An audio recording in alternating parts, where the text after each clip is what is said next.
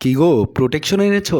আজ রাতে কিন্তু পিল নিতে পারবো না। হ্যাঁ এনেছি, তবে প্যাকেট ফুটো থাকলে আমার কিচ্ছু করার নেই। সায়ন শুধু টাকা পয়সা নয়, আমাকে যৌনতা ভালোবাসা সবই দিয়েছে। সংসার চলছে জলঙ্গির মতো।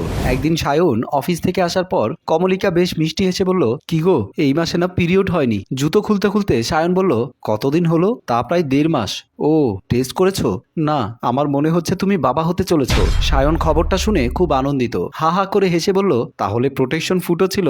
ধুর, ইয়ার কি মেরো না। কি গো, আমি মা হব, ব্যাপারটা কেমন হবে ভাবতে পারছো? আমার পেটে তোমার বাচ্চা আছে, আমায় মা বলে ডাকবে আর আমাকে বাবা। আচ্ছা, রাগী বাবা হব না ভালো বাবা হব?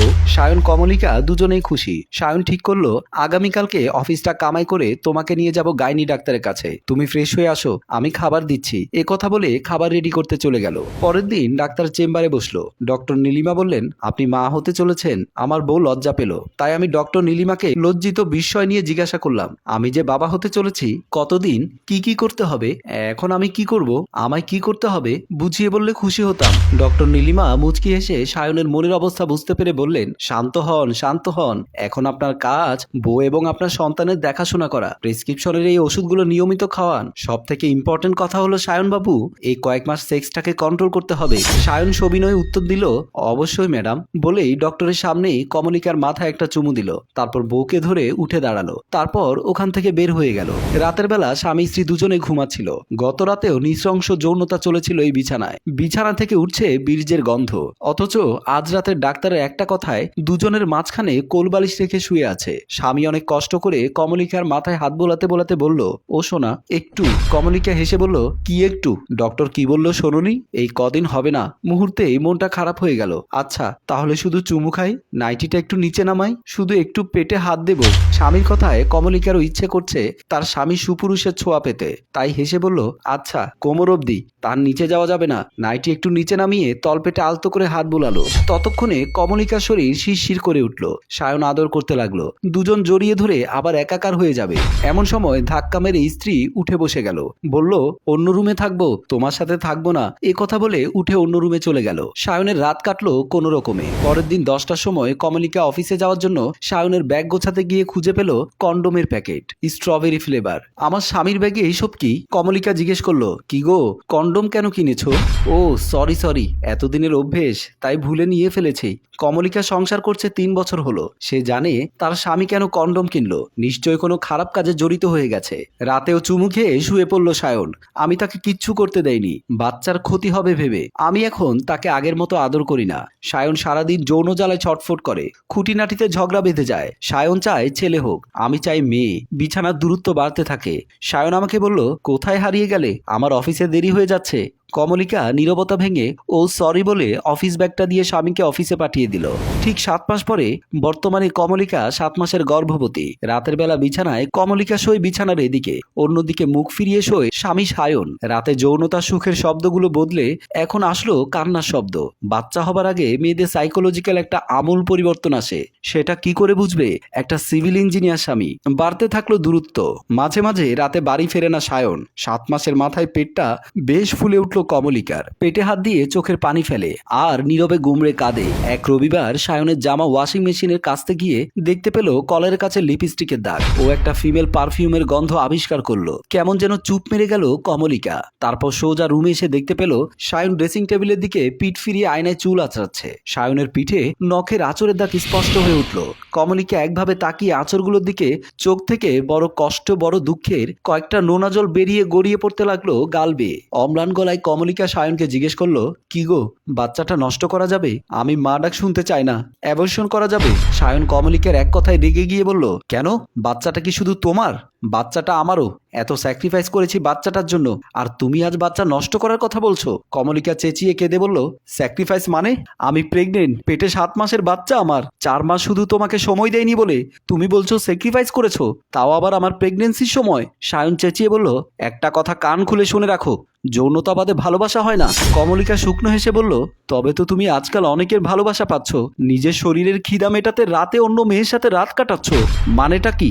কমলিকা ফোলা পেট নিয়েই মেঝের গায়ে গায়ে নিয়ে ফুপিয়ে ফুপিয়ে কাঁদতে কাঁদতে বলল, তুমি জানো আমি তোমার জামাই অন্য মেয়ের লিপস্টিকের দাগ পেয়েছি? বাচ্চা বড় হয়ে এমন বাবাকে শ্রদ্ধা করবে তো? বাবার পিঠে অন্য মহিলার আঁচড়ের দাগ মানবে তো তোমার ছেলে? স্বামী চমকে গিয়ে বলল, অসম্ভব, কি বলছো এসব? আমি এমনটা করব তুমি ভাবলে কি করে? কমলিকা চোখ ভরা জল নিয়ে সায়নের চোখের দিকে তাকিয়ে বলল, তুমি স্বীকার করো, আমি কিচ্ছু বলবো না। প্রমিস, আমায় প্লিজ ঠকিও না, তোমায় খুব ভালোবাসি। বাচ্চার জন্য যদি আমার ভালোবাসা নষ্ট হয়ে যায়, আমি চাই না বাচ্চা। কমলিকার এমন কথা শুনে আর কান্না শুনে যেন স্বীকার করতে গিয়েও করতে পারল না এবং স্পষ্টভাবে জানিয়ে দিল এসব কমলিকার মনের ধারণা, আমি এমন কোনো কাজ করিনি বলেই অফিসের দিকে চলে গেল। এদিকে খাওয়া ঘুম বন্ধ হয়ে গেল কমলিকার, হতাশার ডিপ্রেশন যেন আটকে ধরলো তাকে। এদিকে অফিসে বসে সায়ন ভাবলো, কমলিকা ঠিক করে আগের মতো কথা বলে না আমার সাথে। সায়ন বুঝতে পারলো সে অন্যায় করছে, কিন্তু স্বীকার কোনো মতেই করা যাবে না। এদিকে বাসায় দিনের শেষে কমলিকা সায়নের জামাটা শুকে দেখতে ভুলতো না। অন্য কোনো পারফিউমের গন্ধ নেই তো। বিশ্বাস আজব জিনিস, চলে গেলে ফেরানো মুশকিল। এক রাতে তারা দুজন ঘুমাচ্ছে। সায়ন ভাবলো 1 মাস হয়ে গেল যৌনতা থেকে দূরে আছে সে, আর যেন পারছে না সামলাতে নিজেকে, এপাশ ওপাশ করছে। ল্যাপটপে পর্ন সাইট সার্চ করতে দেখলো সবকটা পর্ন সাইট বন্ধ, সরকার বন্ধ করে দিয়েছে। সায়ন এত রাতে উঠে শার্টটা গায়ে দিয়ে বাসা থেকে বের হয়ে গেল। দামি একটা হোটেলে উঠে ভাড়া করা মেয়ের জামা খুলতে খুলতে সায়ন বলল, শোনো, পিঠে 1 ফোঁটাও যেন আঁচড় না পড়ে। উক্ত মহিলা ব্যঙ্গ করে বলল, কেন, বউ বুঝে যাবে? এত ভয় পেলে কেন এসেছিস? এরকম ব্যবহার শুনে সায়ন রাগে ভয়ে মহিলাকে এক চড় মারতেই মহিলা বলল, শোন, তোর মতো অনেক দেখেছি, নে তুই তোর 2000 টাকা, আমিও তোকে সরিয়ে দেব না। হতভম্ব সায়ন, নিজের উপর যেন ঘৃণা হচ্ছে তার। টাকাটা হাত থেকে নিয়ে উঠে আবার বাড়ির দিকে রওনা দিল। বাসায় ঢুকে দরজা খুলে দেখে কমলিকা ফোনে কার সাথে যেন হেসে হেসে কথা বলছে। সায়ন রাতে দরজার বাইরে আড়ি পেতে শুনলো সারা রাত কমলিকা কার সাথে যেন কথা বলে। এখন ফোনটা একটু হাতছাড়া করে না। সায়ন কমলিকার মুখে স্কুলের এক কলিগের নাম বেশ কয়েকবার শুনেছে, তার সাথেই কথা বলছে না তো? কমলিকার আর মাত্র 1 মাস বাকি ডেলিভারির। সায়ন নিজের ভুল বুঝতে পেরেছে ইতিমধ্যে। সায়ন একদিন মনে সাহস এনে বলল, কমলিকা, কিছু কথা ছিল। ফোন কানে দিয়ে কমলিকা হেসে বলল, বলো। ফোনটা রাখা যাবে? তুমি বলার হলে বলো, কোনো সমস্যা নেই। আমি তোমার সাথে খুব খারাপ করেছি, আমার অ্যাফেয়ার্স ছিল, আমি যৌনতায় অন্ধ হয়ে গিয়েছিলাম, স্বীকার করছি, কিন্তু এখন যেতে চাই। আমায় একটাবার ক্ষমা করতে পারবে? আমি শুধু ভালো বাবা হতে চাই। কমলিকা বিজয়ের হাসি হেসে বলল, এখন তোমার খারাপ লাগছে আমি সারাদিন ফোনে কথা বলছি বলে? কি তাই তো? সায়ন মাথা নেড়ে বলল, হ্যাঁ, সরি, ক্ষমা করে দাও একবার। আমার ফোনটা চেয়েছিলে না তুমি? এই নাও। না ঠিক আছে, লজ্জা পেতে হবে না, নাও। সায়ন ফোন নিয়ে দেখলো ফোনে কোনো সিম নেই। আসলে কমলিকা ফোন করার নাটক করছিল যাতে সায়নের খারাপ লাগে। কমলিকা আসলে বোঝাতে চেয়েছিল ভালোবাসার অর্থ। গৌতম বুদ্ধ বলে গেছেন, ভালোবাসার অপর নাম স্যাক্রিফাইস। সায়ন ফোনটা দেখে কি বলবে বুঝতে পারছে না। হঠাৎ প্রবল প্রসবের ব্যথা উঠল কমলিকার, সাথে সাথে মাটিতে বসে গেল। সায়ন তাকে ধরে হাসপাতালের দিকে রওনা দিল, কিন্তু এখনো তো 1 মাস বাকি ডেলিভারি। হাসপাতালে নিয়ে যাওয়া হলো দ্রুত। কেবিনে শুইয়ে দিয়ে বাহিরে এসে দাঁড়ালো। নিজের উপর রাগে দুঃখে ফেটে পড়ল সায়ন। নিজেকে দোষারোপ করলো বারংবার। অপেক্ষা আর অপেক্ষা। সায়ন কি সত্যি খুব ভালোবাসে কমলিকা? ওর কিছু হবে না তো? বাচ্চাটা ঠিক থাকবে তো? মাথায় হাজারো চিন্তা যেন ফুটবল খেলছে। ঘন্টাখানেক পর ওটি থেকে বেরিয়ে ডক্টর বলল, সায়ন বাবু, বাচ্চাকে বাঁচাতে পেরেছি, এই নিন আপনার বাচ্চা। কিন্তু সরি, কমলিকাকে বাঁচাতে পারলাম না। কমলিকার মাথায় প্রচন্ড টেনশন ছিল, ওখান থেকে স্ট্রোক হয়ে গেছে, পাথর হয়ে গেল সব। কমলিকা আর নেই। কান্নায় ফেটে পড়ল সায়ন। যৌনতা কেড়ে নিল ভালোবাসাকে। বাচ্চাকে কোলে নিয়ে দৌড়ে কেবিনের সামনে গেল, দেখলো পড়ে আছে কমলিকার নিথর দেহ।